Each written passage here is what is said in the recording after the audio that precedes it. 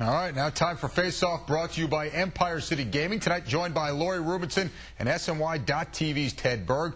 Lori, who's the biggest winner of the Manny deal? The Red Sox, the Dodgers, or the Yankees? I certainly like the Yankees in this, but I'm going with the Dodgers. Dodgers big. I mean, basically, the Dodgers gave up nobody that they're ever going to miss. They get the most feared right-handed hitter in all of baseball. And quite frankly, they're 13th in runs scored. Their offense is the problem. They're number 3 in ERA. All they needed was another bat. They're now the favorites in the NL West. And you know what? On top of this, Ted, the Dodgers had become irrelevant and unimportant in their own marketplace with the Angels. Now, with Manny, they're big news in town. Lori, I think that's a good point, but you got to remember, we're talking about Manny 2008 here, not Manny 2001. And I think we're all seriously underrating Jason Bay. I mean, at this point, you're talking about a wash offensively and a guy who's a very strong upgrade over Manny defensively.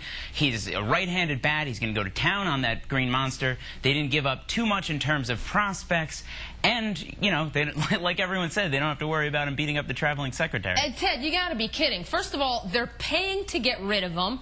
And on top of that, the Red Sox' biggest need was bullpen. What did they do? They actually took one of their high-end arms, Hansen, who maybe is still struggling, but they gave him away, so their bullpen is now a little bit weaker. All to get rid of a hitter that, you know what, if I'm a Yankee fan, come the last season, you know, the last series of the season in Fenway Park, and now it's the 9th inning, and you've got Jason Bay up against Mariano. Well, the Yankees win and go to the playoffs. Lori, I think we're going to wait and see on that one, because I think Jason Bay is a lot better than a lot of people give him credit for. Ted, I can tell you this much. Mike Messina is happier to face Jason Bay than he is Manny Ramirez. But let's move on to the Mets here. Ted, did Omar make a mistake by not making a deal? No, I don't think so. I wrote a column about this on SNY.TV today. I think, you know, if there wasn't a good fit for prospects, if there wasn't a marquee player he could go out and get, in today's baseball economy with free agency not what it used to be, you got to hang on to those guys. I mean, the Mets are competing with the team they have right now. Theoretically, they have Ryan Church coming back, theoretically.